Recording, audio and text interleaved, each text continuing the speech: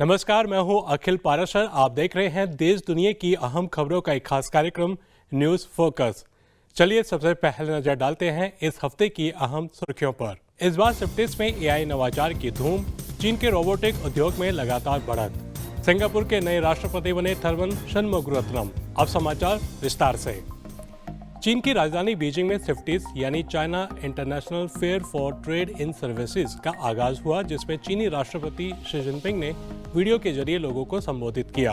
उन्होंने कहा कि ऐसे मंच के जरिए सभी देशों को नए मौके मिलते हैं। इसके अलावा उच्च स्तर के खुलेपन और सहयोग के प्रति चीन की प्रतिबद्धता पर जोर दिया गया है। इस साल सिफ्टिस का केंद्र बनी एडवांस जनरेटिव एआई तकनीक, जिसमें चाइना मोबाइल के एआर चश्मे भी शामिल थे।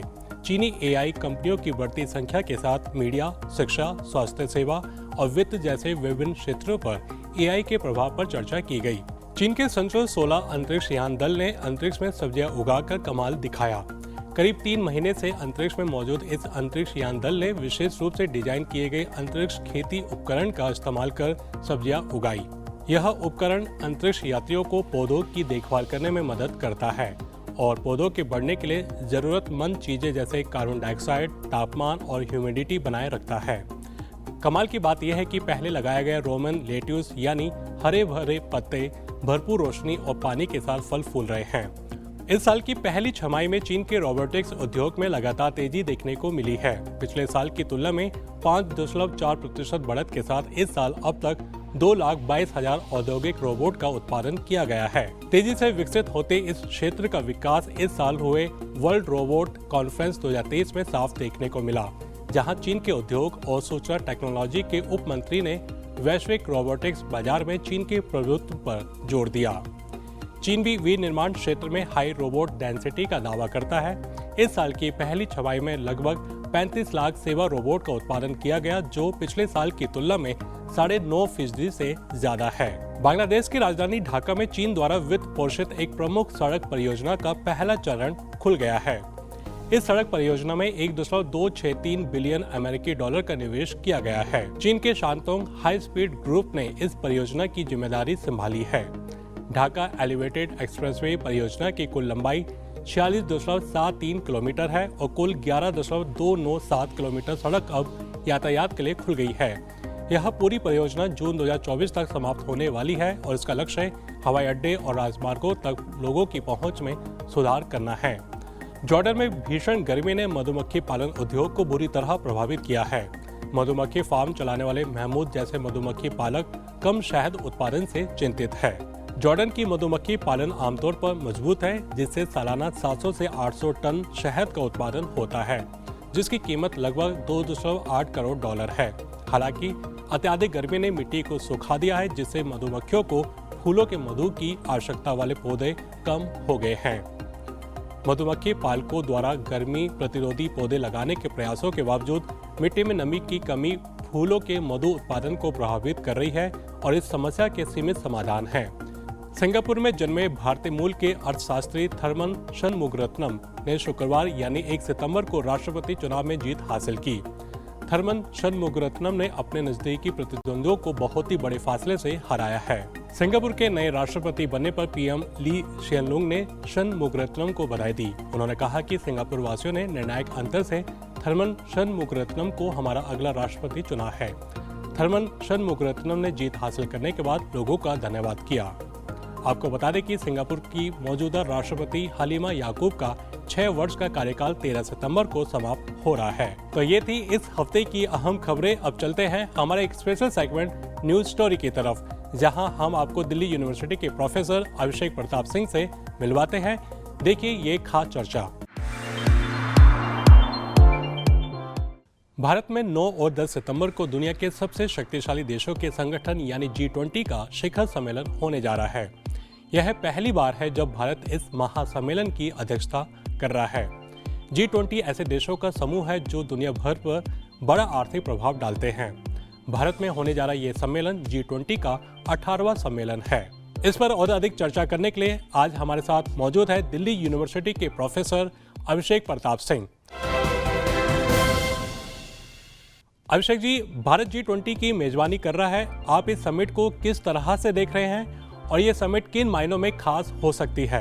देखिए, G20 समूह एक आर्थिक देशों का बड़ा संगठन है और लगातार इसकी बैठकें हर वर्ष होती रहती हैं। इस वर्ष जब इसकी ताजपोशी भारत को मिली है, तो जिसका मोटो भारत सरकार ने तय किया है, one earth, one family, one future, इस मोटो में ही जो इनका एजेंडा है वो क्लियर होता है। एक ह्यूमैनिटी या पूरी दुनिया को एक कम्युनिटी के रूप में मानकर climate change, development, prosperity, peace, rule based order, cooperation, इसको लेकर आगे बढ़ना है। और जो बहुत सारे सब ग्रुप्स बने, बहुत सारी मीटिंग्स हुई, उसमें हमने देखा कि किस प्रकार से पीस और प्रॉस्पेरिटी का एजेंडा आगे बढ़े, किस प्रकार से सस्टेनेबल डेवलपमेंट को आगे बढ़ाया जाए, किस प्रकार से कोऑपरेशन पे और बातचीत हो।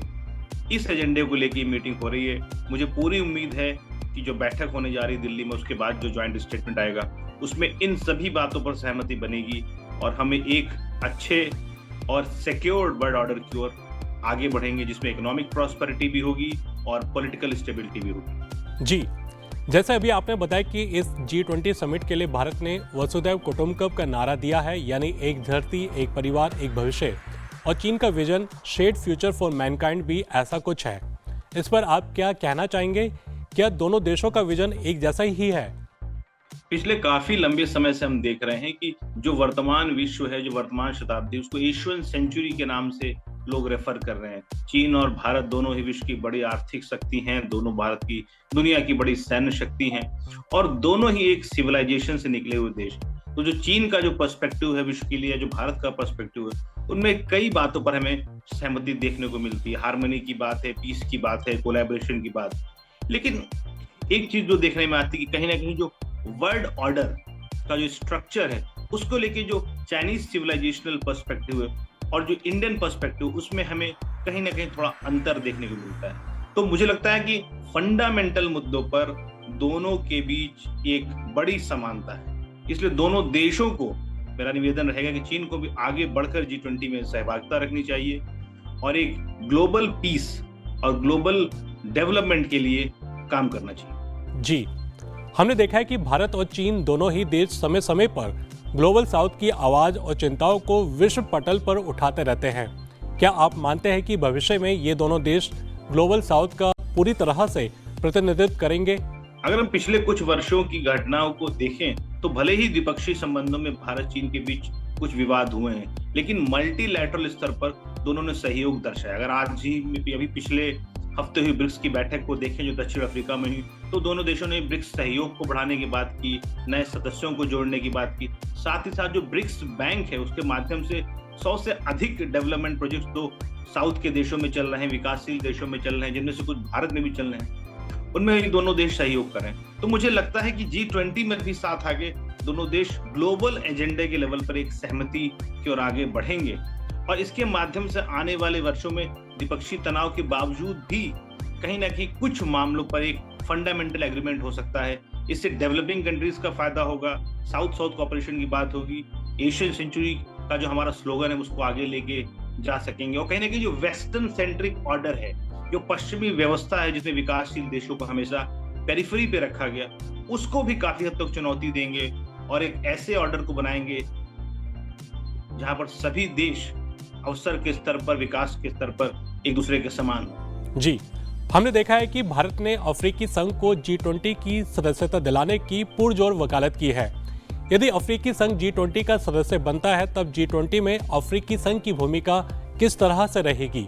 ये बात जरूर स्पष्ट है कि भारत ने अफ्रीकी यूनियन को G20 में शामिल करने पर बात की हुई है। आपको देखिए, अगर G20 का जो स्वरूप है, कोविड क्राइसिस के पहले और कोविड क्राइसिस पर जिस प्रकार से अफ्रीकन यूनियन और अफ्रीकी अर्थव्यवस्थाओं में एक बदलाव देखने को मिल रहा है, ये आवश्यक हो जाता है कि G20 की भूमिका और G20 के दायरे को बढ़ाया जाए। मुझे लगता है अफ्रीकी यूनियन के आने से जो हमारा एक एशिया अफ्रीका जो डेवलपिंग कंट्रीज इसमें जो शामिल हैं, उनके बीच बेहतर सहयोग पर सहमति बनेगी। मुझे लगता है कि सभी देश यदि इस पर राजी होंगे तो इस एजेंडे को हम आगे ले जा सकेंगे। इस प्रकार से ब्रिक्स का एक्सपेंशन हुआ, उसी प्रकार से हमें लगता है कि G20 के विस्तार पर सहमति बनती है तो साउथ साउथ कोऑपरेशन के लिए एक बेहतर प्रयास होगा और भारत इसी दिशा में काम कर रहा है। तो ये था आज का खास कार्यक्रम न्यूज फोकस। अभी इजाजत दीजिए, अगले हफ्ते फिर मिलेंगे इसी समय।